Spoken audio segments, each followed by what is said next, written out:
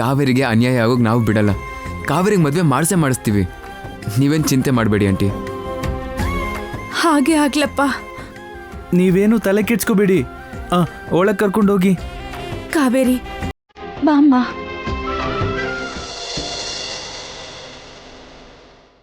ಯಜಮಾನ್ರೆ, ನಾನು ನನ್ನ ಬಗ್ಗೆ ಆಗ್ಲಿ ಮದ್ವೆ ಬಗ್ಗೆ ಆಗ್ಲಿ ಸ್ವಲ್ಪನೂ ಯೋಚನೆ ಮಾಡ್ತಿಲ್ಲ. ಅಷ್ಟಕ್ಕೂ ನನ್ನ ಯೋಚನೆಯಲ್ಲೂ ಅದಿಲ್ಲ. ಮತ್ತೆ ನನ್ಗಿರೋ ಗುರಿ ಒಂದೇ, ಕಲ್ಯಾಣಿನ ಈ ಮನೆ ಕರ್ಕೊಂಡ್ ಬರ್ಬೇಕು ಅಂತ. ನಿಮ್ಮನೇಲಿ ಒಂಟಿ ಆಗ್ಬಿಟ್ಟು ನನಗೆಲ್ಲಿಗೆ ಹೋಗೋಕ್ಕೂ ಇಷ್ಟ ಇಲ್ಲ ಯಜಮಾನ್ರೆ. ಅದಕ್ಕೆ ಆ ದೇವ್ರು ನನಗೆ ಸಹಾಯ ಮಾಡ್ತಿಲ್ಲ ಅಂತ ಅಳ್ತಾ ಇದೆ ಅಷ್ಟೇ. ಅಷ್ಟಕ್ಕೂ ಕಲ್ಯಾಣಿ ಇಲ್ಲಾಂದ್ರೆ ಏನಾಗುತ್ತೆ ಕಾವೇರಿ? ನನ್ನನ್ನು ಕಣ್ಣಿನ ರೆಪ್ಪೆ ಥರ ನೋಡ್ಕೊಳಕ್ಕೆ ನೀನಿದೆಯಲ್ವಾ? ಮತ್ತೆ ನೀನು ನಂಬ್ತಿದೆಯಲ್ವಾ ಕಲ್ಯಾಣಿ ಬರ್ತಾಳೆ ಅಂತ? ನಾವೆಲ್ಲರೂ ಕೂಡ ನಿನ್ನ ನಂಬ್ತಾ ಇದ್ದೀವಿ.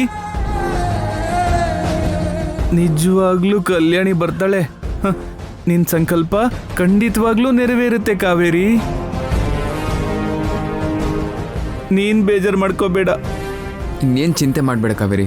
ನೀನು ಒಳಗೆ ಹೋಗು. ಹೋಗಮ್ಮ, ಕರ್ಕೊಂಡು ಹೋಗು. ಬಾಮ್ಮ.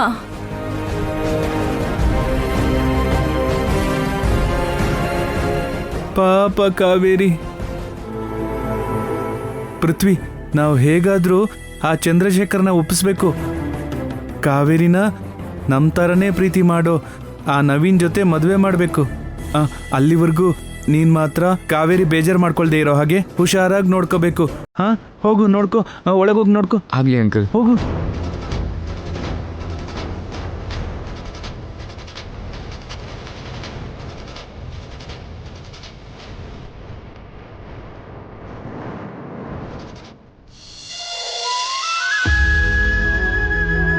ಸ್ವಾಮಿ, ಕಾವೇರಿ ಭವಿಷ್ಯ ಚೆನ್ನಾಗಿರ್ಬೇಕು. ಅವಳಿಗೆ ಏನೂ ಆಗಬಾರ್ದು. ನೀನೇ ಕಾವೇರಿನ ಚೆನ್ನಾಗಿ ನೋಡ್ಕೋಬೇಕು, ಸರಿನಾ?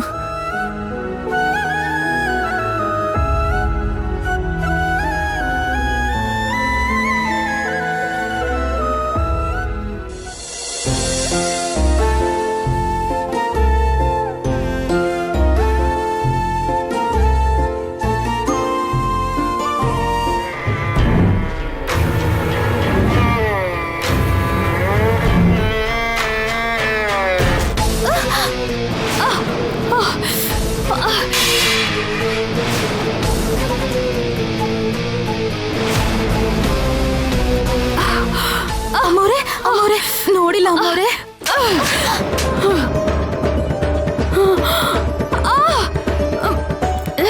ಏಯ್, ಕಾವೇರಿಗೆ ಯಾಕೆ ಕೊಡ್ದೆ? ಏನಾಯ್ತು ಕಾವೇರಿ, ಏನಾಯ್ತು? ಮಯೂರಿ ಅಮ್ಮವ್ರ ಕಣ್ಣಿಗೆ ಕೈ ತಪ್ಪಿ ಅರ್ಶನ ಬಿತ್ತು ಯಜಮಾನ್ರೆ. ಅರಿಶಿನ ಅಲ್ವಾ, ಏನೂ ಆಗಲ್ಲ, ನೀನ್ ಸುಮ್ನಿರು. ನನ್ ಕಣ್ಣು ಉರಿತಾ ಇದೆ. ಮನ್ಸಲ್ಲಿ ಏನ್ ಇಟ್ಕೊಂಡು ಹೀಗ್ ಮಾಡ್ದೆ ಕಾವೇರಿ? ನಾನ್ ಬೇಕು ಅಂತ ಮಾಡಿಲ್ಲ ಅಮ್ಮವ್ರೆ, ನೋಡಿಲ್ಲ ಅಷ್ಟೇ. ಕಾವೇರಿ ನೋಡಿಲ್ಲ ಅಂತ ಅಂದ್ಲು ತಾನೆ, ಆದ್ರೂ ಯಾಕೆ ಕಿರ್ಸ್ತಾ ಇದೀಯಾ? ಕಣ್ಣಿಗೆ ಬಿದ್ದಿದ್ದ ಅರಿಶಿನೇ ತಾನೆ, ನೀರಲ್ಲಿ ತೊಳ್ಕೊಂಡ್ರೆ ಹೋಗುತ್ತೆ. ಅದನ್ನ ಬಿಟ್ಟು ಯಾಕೆ ಗಲಾಟೆ ಮಾಡ್ತಿದ್ಯಾ? ಅಂದ್ರೆ ನಿಮಗೆ ನಾನ್ ನೋವು ಪಡ್ತಿರೋದು ಪರವಾಗಿಲ್ಲ, ಆದ್ರೆ ಕಾವೇರಿ ಮಾತ್ರ ಸಂತೋಷವಾಗಿರ್ಬೇಕು. ಏನ್ ಅನ್ಕೊಂಡಿದ್ದೀರಾ ನೀವು? ಅಷ್ಟಕ್ಕೆ ಏನಾಯ್ತಿಲ್ಲಿ? ಏನಾಯ್ತಾ? ಈ ಕಾವೇರಿ ನನ್ ಕಣ್ಣಿಗೆ ಅರ್ಶನ ಹಾಕ್ಬಿಟ್ಲು, ಕಣ್ಣು ಉರಿತಾ ಇದೆ. ಆದ್ರೆ ದೊಡ್ಡಪ್ಪ ಮಾತ್ರ ಇವಳು ಪರ ವಹಿಸ್ಕೊಂಡ್ ಬರ್ತಾ ಇದಾರೆ. ವಕೀಲ್ ಸಾಹೇಬ್ರೆ, ಗೊತ್ತಿಲ್ದೆ ಕೈ ತಪ್ಪಿ ಬಿದ್ದೋಯ್ತು, ಬೇಕು ಅಂತ ಮಾಡಿಲ್ಲ. ಗೊತ್ತಿಲ್ದೆ ಆಗಿದ್ದು ಅಂತ ಹೇಳ್ತಿದ್ದಾಳಲ್ವಾ, ಬಿಡು. ನೀನ್ ಕೂಡ ಏನು ಪೃಥ್ವಿ ಅವಳನ್ನೇ ಸಪೋರ್ಟ್ ಮಾಡ್ತಿದ್ಯಾ? ನನ್ ಬಗ್ಗೆ ಯಾರು ಯೋಚನೆ ಮಾಡಲ್ವಾ? ಬೇಕು ಅಂತ ಮಾಡ್ದಲ್ವಾ? ಆ ದೇವ್ರು ನಿನ್ಗೆ ಸರಿಯಾಗಿ ಬುದ್ಧಿ ಕಲಿಸ್ತಾನೆ. ನೀನ್ ಏನ್ ಅನ್ಕೊಂಡಿದ್ಯೋ ಅದು ಖಂಡಿತ ಆಗ್ದಿರೋ ತರ ಮಾಡ್ತಾರೆ. ಮಯೂರಿ, ಮೊದಲು ಹೋಗಿ ಮುಖ ತೊಳ್ಕೊ, ಹೋಗು. ಯಾವಾಗ ನೋಡಿದ್ರು ಗಲಾಟೆ ಮಾಡ್ತಿರ್ತಾಳೆ.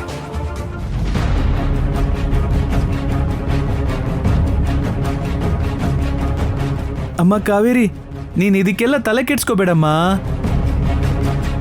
ಇವತ್ತು ಶಿವರಾತ್ರಿ ಅಲ್ವಾ, ಉಪವಾಸದಿಂದ ಪೂಜೆ ಮಾಡಿ ರಾತ್ರಿ ಜಾಗರಣೆ ಮಾಡಿದ್ರೆ ಆ ಮಹಾದೇವ ಒಲ್ದು ನೀನ್ ಕೇಳ್ಕೊಂಡಿದ್ದನ್ನ ಕೊಡ್ತಾನೆ ಅಂತ ಕಮಲಿ ಯಾವತ್ತೂ ಹೇಳ್ತಾ ಇದ್ಲು. ನಾನು ಕೇಳ್ಕೊತೀನಿ, ನೀನು ಕೇಳ್ಕೋ. ಓ ಶಿವ, ನನ್ ಕಲ್ಯಾಣಿ ಬೇಗ ಮನೆಗೆ ಬರ್ಬೇಕು. ಕಲ್ಯಾಣಿ ಜೊತೆಗೆ ಕಾವೇರಿ ಕೂಡ ಮನೆಯಲ್ಲೇ ಇರ್ಬೇಕು. ನನಗಿರೋ ಕೋರಿಕೆ ಒಂದೇ ಯಜಮಾನ್ರೆ, ಕಲ್ಯಾಣಿ ಯಾವಾಗ್ಲೂ ನಿಮ್ ಜೊತೆನೆ ಇರ್ಬೇಕು. ನಮ್ಮಮ್ಮನ್ ಜೊತೆ ಆಗಿ ನಮ್ಮಪ್ಪ ಬರ್ಬೇಕು. ನಮ್ಮಪ್ಪ ಬಂದ್ರೆ ನಂಗಷ್ಟೇ ಸಾಕು.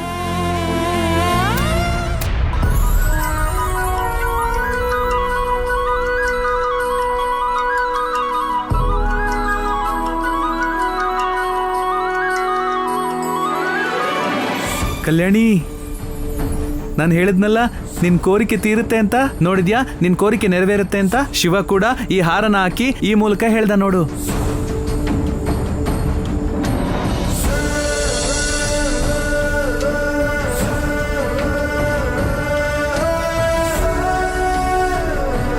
ಅಮ್ಮ, ಖಂಡಿತವಾಗ್ಲೂ ನಿನ್ ಕೋರಿಕೆ ನೆರವೇರುತ್ತೆ.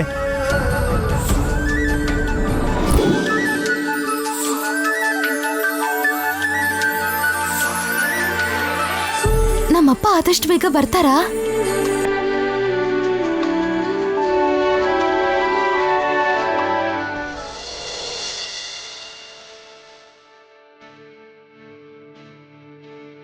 ಅಕ್ಕ, ನೀವು ಮೇಲ್ ಹೋಗಿ ಏರ್ಪಾಡು ಮಾಡಿ, ನಾನು ಇದು ನೋಡ್ಕೋತೀನಿ. ಸರಿ.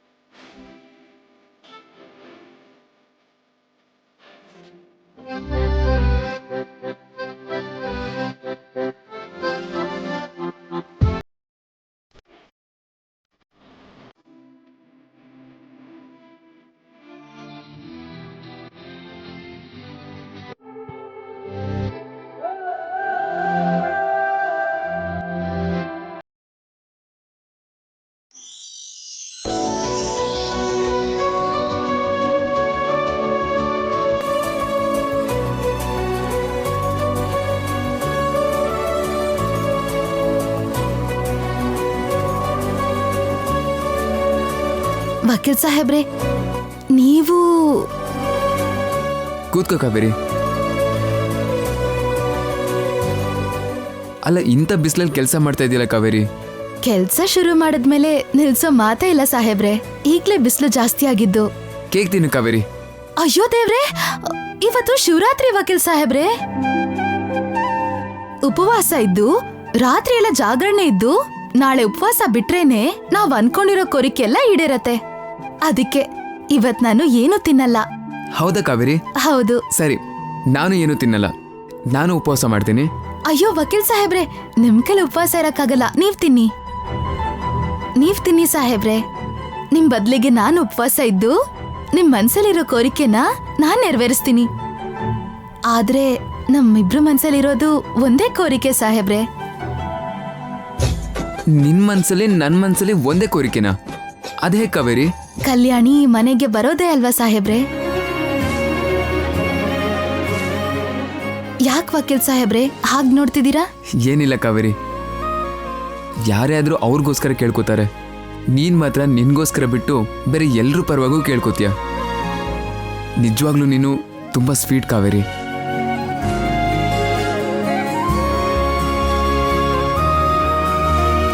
ಇಲ್ಲಿದ್ಯಾ ಪೃಥ್ವಿ? ಏನ್ ಕಾವೇರಿ? ಏನೂ ಇಲ್ಲ ಪೃಥ್ವಿ, ಇವತ್ ರಾತ್ರಿ ಜಾಗರಣೆ ಮಾಡ್ಬೇಕಲ್ವಾ, ಸೊ ಕಲ್ಚರಲ್ ಆಕ್ಟಿವಿಟೀಸ್ ನ ಪ್ಲಾನ್ ಮಾಡ್ತಿದ್ದೆ. ನಿನ್ಗೂ ಒಂದ್ ಮಾತ್ ಹೇಳೋಣ ಅಂತ. ಹೋ, ರಿಯಲಿ ಸೂಪರ್ ಮಯೂರಿ. ಆದ್ರೆ ನೀನ್ ಮಾತ್ರ ಅಲ್ಲಿ ಹಾಡು ಹೇಳ್ಬಾರ್ದು.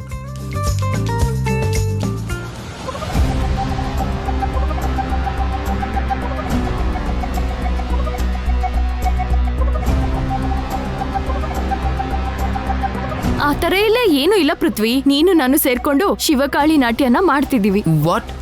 ನೀನು ನಾನಾ? ನಾನು ನಿನ್ ಜೊತೆ ಜಾಗರಣೆ ಮಾಡಬೇಕು ಅಂತ ಕಾಲೇಜಿಗೆ ಬಂಕ್ ಮಾಡಿ ಬಂದ್ರೆ ನೀನು ಪೃಥ್ವಿ ಜೊತೆ ಪ್ಲಾನ್ ಮಾಡ್ತಿದೀಯ ಮಯೂರಿ. ಹೇಗಾದ್ರೂ ಮಾಡಿ ಈ ನಾಟಕದಲ್ಲಿ ಮಯೂರಿ ಪಾರ್ಟಿಸಿಪೇಟ್ ಮಾಡದಿರೋ ಹಾಗೆ ಮಾಡಬೇಕು. ಇಲ್ಲ ಅಂದ್ರೆ ಪೃಥ್ವಿ ಪ್ಲೇಸಲ್ಲಿ ನಾನಾದ್ರೂ ಇರಬೇಕು. ನನ್ನ ಇಂಥದ್ರಲ್ಲೆಲ್ಲ ಇನ್ವಾಲ್ವ್ ಮಾಡಬೇಡ ಮಯೂರಿ. ಬೇಕು ಅಂದರೆ ಬೀರ್ಬಲ್ ಮೂವಿನ ಸ್ಪೂಫ್ ಮಾಡೋಣ. ನನ್ನ ಪ್ರೊಫೆಷನಲ್ಗೆ ರಿಲೇಟ್ ಆಗಿರುತ್ತೆ, ನನಗೂ ಈಸಿ ಆಗಿರುತ್ತೆ. ಅಯ್ಯೋ ಪೃಥ್ವಿ, ಶಿವರಾತ್ರಿ ದಿನ ಶಿವಂಗ್ ಸಂಬಂಧಪಟ್ಟಿದ್ ಮಾಡಿದ್ರೆ ಒಳ್ಳೇದಾಗತ್ತೆ. ಆದ್ರೆ ಸಿನಿಮಾ ಸ್ಪೂಫ್ಸ್ ಮಾಡಿದ್ರೆ ಏನಾಗುತ್ತೆ? ಪೃಥ್ವಿನೇ ಬೇಡ ಅಂದ್ರೂ ಈ ಮಯೂರಿ ಯಾಕೆ ಅವನ್ನ ಬಿಡ್ತಾ ಇಲ್ಲ? ಆ ಶಿವಕಲ್ಯಾಣ ನಾಟಕದ ಬಗ್ಗೆ ಮಯೂರಿಗೆ ಭಯ ಹುಟ್ಟು ಅಂತದೇನಾದ್ರೂ ಹೇಳಬೇಕು. ಇದೆಲ್ಲ ನಾನು ಆಲ್ರೆಡಿ ಅಜ್ಜಿಗೆ ಹೇಳಿದೀನಿ. ಅಜ್ಜಿ ಕೂಡ ಹಾಡು ಹೇಳ್ತಿದ್ದಾರೆ. ನೀನ್ ಮಾಡಲ್ಲ ಅಂದ್ರೆ ಹೇಳು, ನಾನು ಹೋಗಿ ಅಜ್ಜಿಗೆ ಹೇಳ್ತೀನಿ. ಮಯೂರಿ ಬೇಡ ಬೇಡ ಬೇಡ. ಸರಿ, ಹೇಗೊಂದು ಮಾಡ್ತೀನಿ ಬಿಡು. So sweet. ಆದರೆ ಶಿವನ್ ಗೆಟಪ್ ಹಾಕೊಂಡು ಶಿವನ ಹಾಗೆ ಆಕ್ಟ್ ಮಾಡೋಕ್ಕೆ ನನಗೆ ಯಾಕೋ ಭಯ ಆಗ್ತಿದೆ ಕಾವೇರಿ. ಅಯ್ಯೋ ವಕೀಲ್ ಸಾಹೇಬ್ರೆ, ಇದ್ರಲ್ಲಿ ಭಯ ಪಡುವಂಥದ್ದು ಏನಿದೆ? ಅದ್ರಲ್ಲಿ ನೀವು ಮಾಡ್ಬೇಕಾಗಿರೋದು ಏನೂ ಇಲ್ಲ. ಜಾಗರಣೆಯಲ್ಲಿ ಕೂತ್ರೆ ಸಾಕು. ಆಗ್ಲಿ ಕಾವೇರಿ, ಮಾಡ್ತೀನಿ. ನೀನ್ ಸಪೋರ್ಟ್ ಮಾಡ್ತೀಯಲ್ವಾ, ಸಾಕ್ಬಿಡು. ಈ ಕಾವೇರಿ ಒಬ್ಳು ಬೇಡ ಬೇಡ ಅಂದ್ರೂ ಕೂಡ ಏನೋ ಒಂದು ಮಾಡಿ ಒಪ್ಪಿಸ್ಬಿಡ್ತಾಳೆ. ಏನೇ ಆದ್ರೂ ನಾನು ಮ್ಯಾನೇಜ್ ಮಾಡ್ಬೇಕಲ್ವಾ? Hi Mayuri. Hi. Hi Prithvi. Hi Kaveri. ಬಾವಾ, ನೀನ್ ಯಾವಾಗ ಬಂದೆ? ಎಷ್ಟೊತ್ತಾಯ್ತು ಬಂದು? ಈಗ ತಾನೇ ಬಂದೆ, ಅಮ್ಮವರು ಕರೆದಿದ್ರು. ಒಳ್ಳೇದಾಯ್ತು ಬಾವಾ, ಶಿವರಾತ್ರಿ ದಿನ ಎಲ್ರ ಜೊತೆ ಇರೋ ಹಾಗಾಯ್ತು. ಸರಿ ಬಾವಾ, ನಂಗೆ ಸ್ವಲ್ಪ ಕೆಲ್ಸ ಇದೆ. ಸರಿ ವಕೀಲ್ ಸಾಹೇಬ್ರೆ, ಬನ್ನಿ ಬನ್ನಿ. ನೀನ್ ಏನ್ ಮಾಡ್ಬೇಕು ಅಂತ ನಾನು ಹೇಳ್ತೀನಿ. ಅಲ್ಲಿವರೆಗೂ ಹಾಲಿಡೇಸಿಗೆ ಬಂದಿರೋ ತರಾನೇ ಇರು. ಆಗ್ಲಿ ಮಯೂರಿ.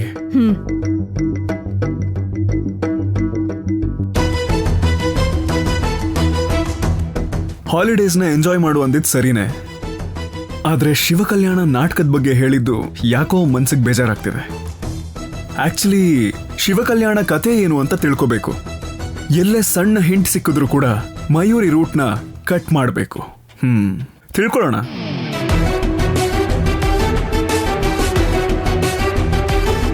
What is ಶಿವಕಲ್ಯಾಣ?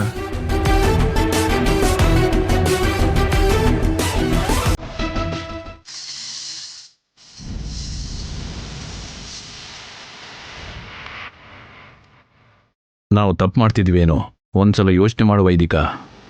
ಖಂಡಿತ ಮಾಡ್ತಾ ಇದ್ದೀವಿ. ಇನ್ನು ಸ್ವಲ್ಪ ದಿನದಲ್ಲಿ ಕಾವೇರಿಗೆ ಮದುವೆ ಮಾಡಿ ಅಮೆರಿಕ ಕಳಿಸ್ತಾ ಇದ್ದಾರೆ. ಆಮೇಲೆ ನಾವೇನೇ ಮಾಡಿದ್ರು ನಮ್ಮ ದಾರಿಗೆ ಅಡ್ಡ ಬರೋರು ಇಲ್ವಲ್ಲ. ಈ ಮದುವೆ ಬಗ್ಗೆ ನಂಗೆ ಸ್ವಲ್ಪನೂ ನಂಬಿಕೆ ಇಲ್ಲ. ಚಂದ್ರಶೇಖರ್ ಅವರು ಈ ಮದುವೆಗೆ ಒಪ್ಕೋತಾರೆ ಅಂತ ಅನಿಸ್ತಾ ಇಲ್ಲ.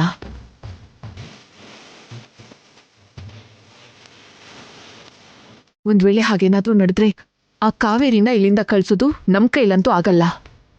ಅದಕ್ಕೆ ಯೋಚನೆ ಮಾಡ್ತಾ ಇದ್ದೀನಿ.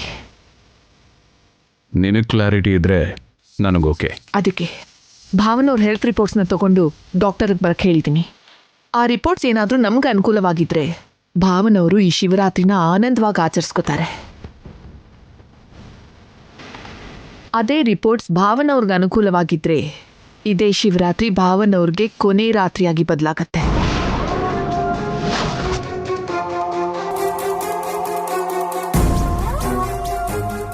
Hi madam. ಹಾಂ, ಹಾಯ್ ಸರ್.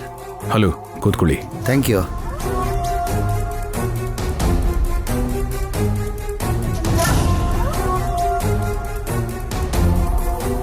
ಈ ರಿಪೋರ್ಟ್ಸ್ ಪ್ರಕಾರ ಶಿವದೇವ್ ಅವರ ಆರೋಗ್ಯ ಸರಿ ಹೋಗುತ್ತೆ ಅಂತಲೇ ಹೇಳ್ಬೋದು.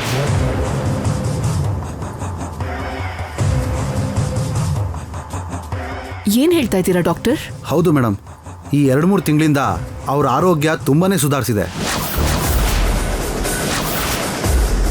ಅವ್ರ ಈ ಇಂಪ್ರೂವೈಸ್ಗೆ ಅದು ಯಾವ ಔಷಧಿ ಅಂತಾನೆ ಗೊತ್ತಾಗ್ತಾ ಇಲ್ಲ. ಆ ಔಷಧಿ ಹೆಸರು ಕಾವೇರಿ. ಅವಳಿಂದನೇ ಭಾವನವರು ಚೇತರಿಸ್ಕೊತಾ ಇದ್ದಾರೆ. ಹೀಗೆ ಇನ್ನು 2-3 ತಿಂಗಳು ಕಂಟಿನ್ಯೂ ಆದರೆ ಅವ್ರು ಮಾಮೂಲಿ ಮನುಷ್ಯರಾಗ್ಬಿಡ್ತಾರೆ. ಎಲ್ಲರ ಥರ ಆ್ಯಕ್ಟಿವ್ ಆಗೇ ಇರ್ತಾರೆ.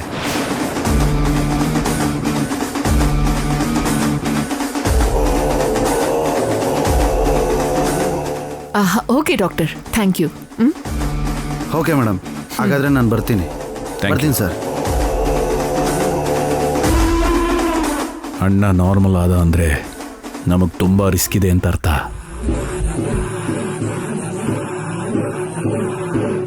ಎಲ್ಲ ವಿಷಯದ ಮೇಲೆ ತಲೆ ಹಾಕ್ತಾನೆ. ಊರಲ್ಲಿರೋ ಲ್ಯಾಂಡ್ ವಿಚಾರದ ಬಗ್ಗೆ ತಲೆ ಹಾಕ್ತಾನೆ. ಯಾವ ಒಂದು ವಿಚಾರದಲ್ಲೂ ನಾವು ತಪ್ಪು ಮಾಡಿದ್ದೀವಿ ಅಂತ ಗೊತ್ತಾದರೆ ನಮ್ಮ ಜೀವನ ಬೀದಿಗೆ ಬಂದ್ಬಿಡುತ್ತೆ.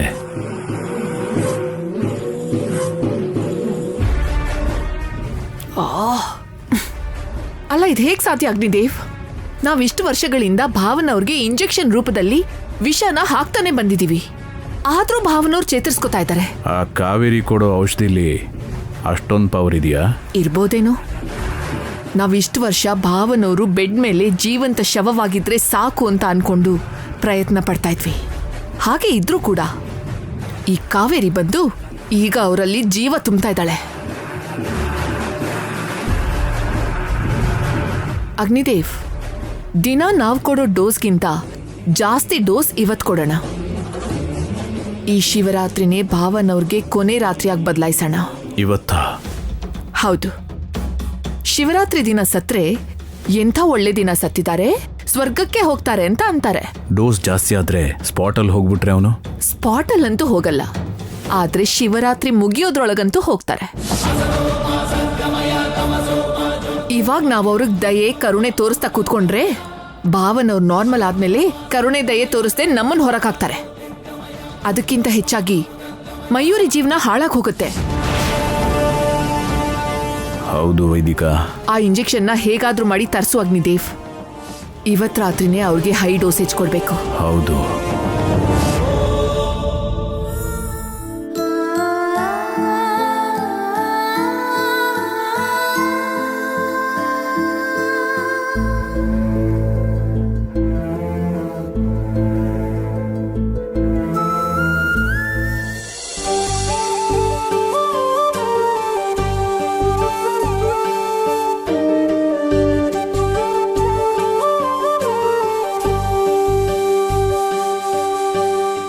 ಪ್ರತಿ ಶಿವರಾತ್ರಿಗೆ ನೀನು ಮಾಡ್ತಿದ್ದಿದ್ದ ನೃತ್ಯ ನನಗೆ ನೆನಪಾಗ್ತಿದೆ.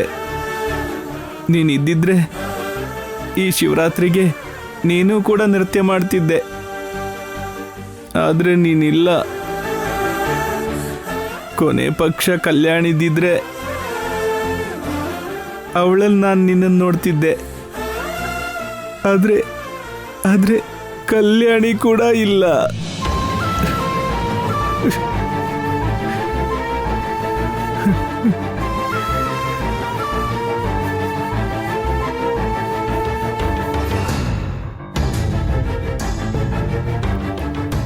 ಕಮಲಿ, ನೀನು ಯಾವತ್ತೂ ಬರಲ್ಲ ಅಂತ ನನಗೆ ಗೊತ್ತು. ಆದ್ರೆ ಕಲ್ಯಾಣಿ ಬರ್ತಾಳೆ ಅಂತ ಆಸೆಯಿಂದ ಬದುಕ್ತಾ ಇದ್ದೀನಿ. ಆ ಶಿವ ಕರುಣಿಸಿ ಕಲ್ಯಾಣಿನ ಕಳಿಸಿದ್ರೆ ಚೆನ್ನಾಗಿರ್ತಿತ್ತು ಕಮಲಿ. ಕಮಲಿ, ನನಗೆ ಕಲ್ಯಾಣಿ ನೋಡಬೇಕು ಅನ್ನಿಸ್ತಿದೆ.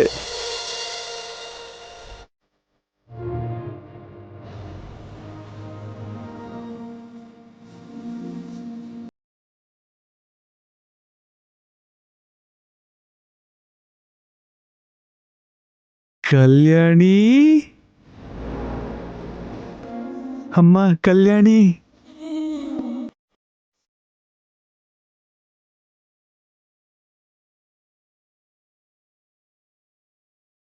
ಅಮ್ಮ ಕಲ್ಯಾಣಿ.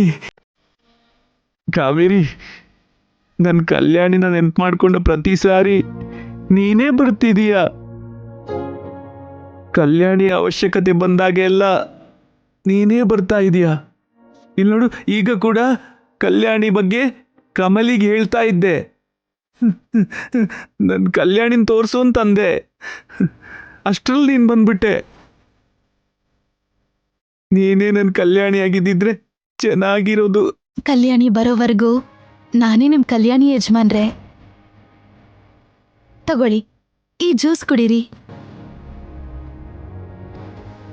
ಬೇಡ ಕಾವೇರಿ, ನನ್ನ ಕೋರಿಕೆ ನೆರವೇರಬೇಕು ಅಂತ ನಾನು ಉಪವಾಸ ಮಾಡ್ತಿದ್ದೀನಿ. ಯಜಮಾನ್ರೆ, ನೀವು ಉಪವಾಸ ಇರಬಾರ್ದು. ನಿಮ್ ಕೋರಿಕೆಗೋಸ್ಕರ ನಾನು, ಅಮ್ಮೋರು, ವಕೀಲ್ ಸಾಹೇಬ್ರೆಲ್ಲ ಎಲ್ರೂ ಉಪವಾಸ ಇದೀವಿ. ಎಲ್ರೂ ಕಲ್ಯಾಣಿ ಮನೆಗ್ ಬರ್ಲಿ ಅಂತಾನೆ ಕೋರಿಕೆ ಇಟ್ಟಿದ್ದಾರೆ. ಕಲ್ಯಾಣಿ ಬರ್ಬೇಕು ಅನ್ನೋ ನಿಮ್ ಕೋರಿಕೆ ಖಂಡಿತವಾಗ್ಲೂ ನೆರವೇರತ್ತೆ. ನಿಮ್ ಆರೋಗ್ಯ ಸರಿ ಇಲ್ವಲ್ಲ, ಜ್ಯೂಸ್ ಕುಡಿರಿ.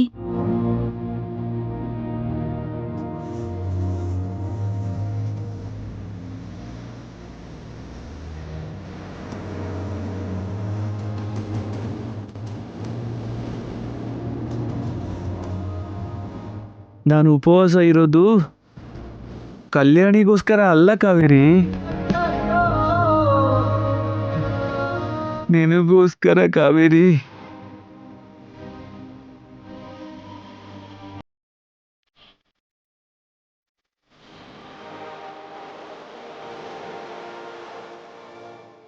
ನನ್ಗೋಸ್ಕರನಾ? ಹೌದು ಕಾವೇರಿ, ನಿನಗೆ ಮದುವೆ ಆಗಬೇಕು ಅಂತ ನಾನು ಉಪವಾಸ ಮಾಡ್ತಿದ್ದೀನಿ.